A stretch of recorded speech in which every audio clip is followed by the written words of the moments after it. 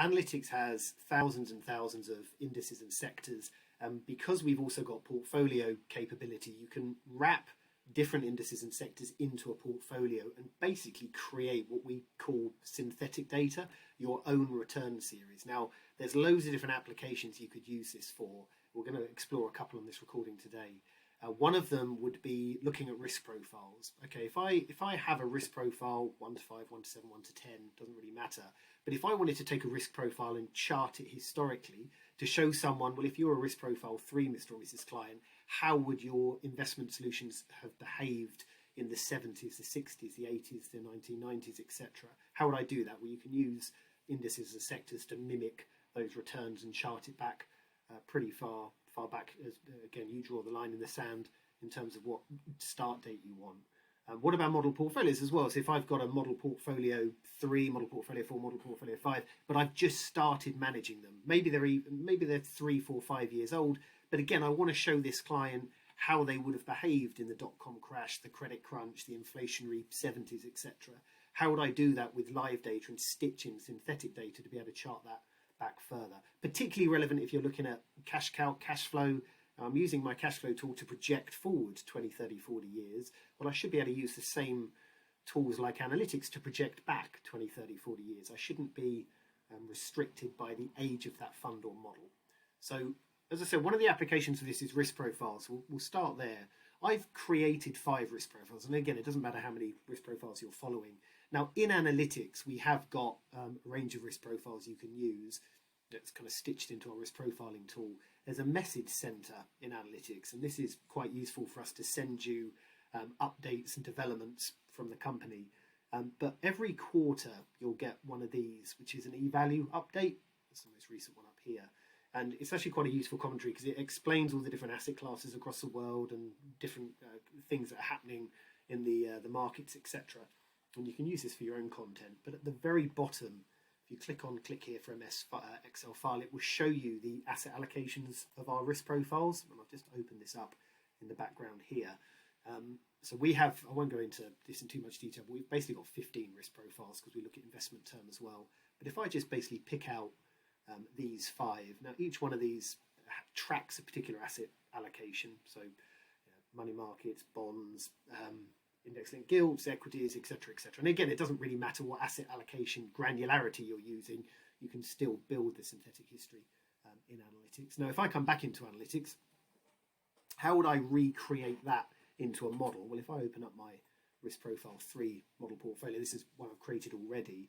All I've done is simply create a portfolio of those 4 asset classes. Now, I could use indices for this as well. I don't have to use sectors. But if my asset allocation is suggesting it should be 40% in global equities, then great, I've got a global sector and assign that at 40%. How do I do that? Well, of course, on the left-hand side, all the sectors are over here. I can just pick a relevant sector and then add it across, assign a particular percentage weighting. Now, you can start adding in other, again, layers of complexity here. So if I look at the performance historically, that's going to be kind of your average fund cost, but that's not going to take into account any advisor fees or platform fees that I might want to layer in. So under that portfolio settings tab, I can say, well, look, my advice fee plus a regular platform fee is going to be probably about 0.75, so I'll include that. Also, if I'm looking at charts 20, 30, 40, 50 years into the past, I might want to make sure this portfolio rebalances. Otherwise, it's just going to get very out of kilter very, very quickly. Okay, it's got 40% in global equities now, 10, 20-year charts, it's going to massively drift, and I'll probably get 60% in equities as those equities outperform the bonds. So there's a rebalancing calendar in here as well. You can click on this and basically kind of pick out specific months or quarters you want it rebalanced. So essentially every single year, I want that portfolio rebalanced back to those percentages. What does that mean in practice? Well, if I save that as risk profile 3, I've done that with all 5 of them, of course, but I can then just go and maybe zone in on risk profile 3 and then go and create very long-term charts. And again, the line in the sand you're drawing the start date is entirely up to you. I'm using sectors, so generally I should be able to go back to 1989. And there's I think it's a 20-year chart to show my client, well, look, if you're a risk profile 3 solution, and as I said, I want to show you how your portfolios would have behaved in that dot-com crash, credit crunch, coronavirus, etc. There's a nice long-term chart. Now, you could also look at risk return. That's quite nice. On the right-hand side, you could throw that into a scatter chart and say, look, I want to show on a 20-year basis the risk versus return of my risk profile 1, 2, 3, 4, 5.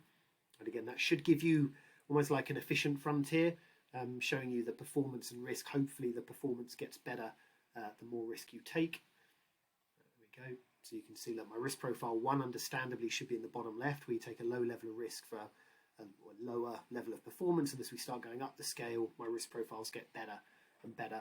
Now you could start then comparing that against real data. So this is technically synthetic data, made up data that I've created, but there's nothing stopping me now going to my portfolio tabs and saying, well, I've got a client here called Mrs. Olivia Mills, and she's got a pension. Okay, well, let's whack this to 5 years. She's been invested in her portfolio for 5 years, or maybe I've gone and designed a model portfolio 3. I want to compare what my risk profile 3 looks like compared to my investment solution. Or in this case, I've got my Olivia Mills, and I'm just trying to explain to her where she sits on that scale. Well, these are my 5 risk profiles, or 10 risk profiles, again, doesn't matter how many you're using. And my client currently sits somewhere between a risk profile 2 and a 3. But, you know, she's just filled in a risk profile, and she's told me she's super adventurous, so she needs to be up here. So it's quite a nice, quick way of kind of illustrating your whatever risk profile you're using, illustrating it on these charts, and then comparing that back to the client. But then again, kind of getting into the weeds of this, what about if I wanted to do the same with her portfolio? What about if I wanted to create a synthetic return series for her portfolio and chart that back 20 years? At the moment, I'm stuck because a lot of her funds will only be 5 years old, so I can only go back 5 years. Well, there's a neat little tool in here. If I open up her portfolio, if I left click on it, there's a tool that does that for you, that basically creates a synthetic return series on the fly. And what that is something called benchmarking, or use sector average of holdings. So if you just tick on this box, whenever you build a portfolio in analytics, it's just going to be FTSE All Share.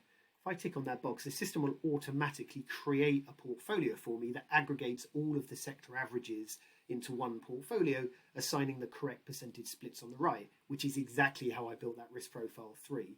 And once I've done that and saved it, if you come back to the main screen, and I'll go back to my portfolio tab at the top here, and just type in Mills, that should find her. There we go, there's my benchmark portfolio. The system's just created that just by virtue of clicking that one tick box. If I just open this up, just to show what this has done, you can see here on the right hand side, exactly like my risk profile 3 solution with the 4 different sectors, it's just done that for her portfolio. So suddenly I now have synthetic data for her portfolio that I can now track back pretty far. So if I just come back to this main screen, I'll just delete her real portfolio and leave myself with the synthetic data. And now on these charts, I could go back 20 years, 20, 30, 40 years. Again, it really doesn't matter, whatever you decide, but just allowing you to go back a lot further than you could have done. And again, thinking about the different applications here, maybe there's a fund in your portfolio that's particularly young. It's just been born and it's restricting the amount of time you can chart back. Well, I could use something called the dynamic portfolio tool to swap that fund with its sector, so I can it allows me to then chart back a lot further. Give this a couple of seconds, but this will now show me again the performance and risk of those 5 risk profiles up against her portfolio. There we go. I can show, look, going back 20 years, historically, Mr. or Mrs. Klein, your portfolio has been somewhere between a risk profile 3 and a 4 solution. But again, you've just told me you're cautious, you just told me you're adventurous. You should be somewhere up here or down there. If you want kind of the best of both worlds, where I'm taking real life data and then stitching on synthetic data, you can see, again, you can basically dictate the layers of complexity you build into this. You can actually glue those two things together. Again, I won't go into this in a huge amount of detail here, but if I then go and find my third portfolio I've built, Olivia Mills Historic, what is that? Well, if I click on the edit button at the very top here, give that a few seconds, I've used that dynamic portfolio tool I just alluded to, and I've taken her synthetic data series that we created, the benchmark, and I've created a third portfolio, and I've told that third portfolio that on basically in December 1989, I want you investing into that synthetic portfolio, Mrs. Olivia Mills benchmark portfolio, and I want you to assign 100% weighting. And on the 6th of 10th, 2017, about 5 years ago, I want you to swap it, sell the synthetic data basically, and buy into her pension. Now this works particularly well with a model portfolio. If I've got my model portfolio 3 and I want to create some sort of synthetic data, I could use that risk profile 3 portfolio. I could start off with a portfolio that invests 100% in my risk profile 3 portfolio up until 5 years ago, and I'll swap that for my Model 3. So more often than not, when I'm using analytics, I'll be using charts that chart back 5 years, 3 years to show real data. But every single time I want to take my Model 3 and chart it back 30 years, it will do it, because on the first tab, it's going to be 1989, and it's going to use that synthetic data. So back on this main screen, if I just add in Olivia Mills Historic, I think that's the right one, I'm confusing myself here. Olivia Mills Historic, add that in. I'll get rid of these risk profiles and just go back to where I started, performance line chart. Again, I'll just draw it back as far as it can go, starter data, and click on generate. And ultimately, in summary, I've just basically taken two portfolios and glued them together. So you'll start off in 1989 with that synthetic data series, all the way up until that little join mark, that little square, and this is the real life data thereafter. And that's why, coming back to the model portfolio comment, if I've got a model portfolio 3 I like to use as part of my centralized investment process, but I want to create long-term performance series and again show clients how it would have behaved in different market conditions, I can do exactly that. All of this is my real life Model 3 data since I've been managing it. It was born here, and then since then I'm using my own synthetic data, which happens to be the risk profile 3 portfolio I put together using the sector averages that mimic the asset allocation of that risk profile. This is a bit one-dimensional because I'm only looking at one thing or a few things.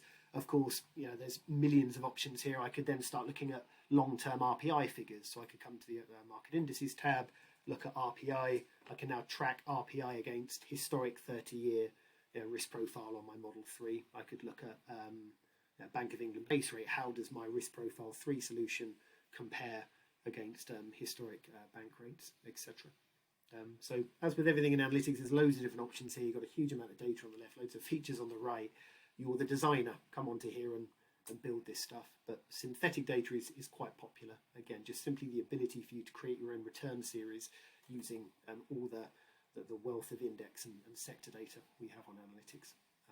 Hope you found that useful. As ever, any questions, contact us in the bottom left-hand side and talk to our help desk.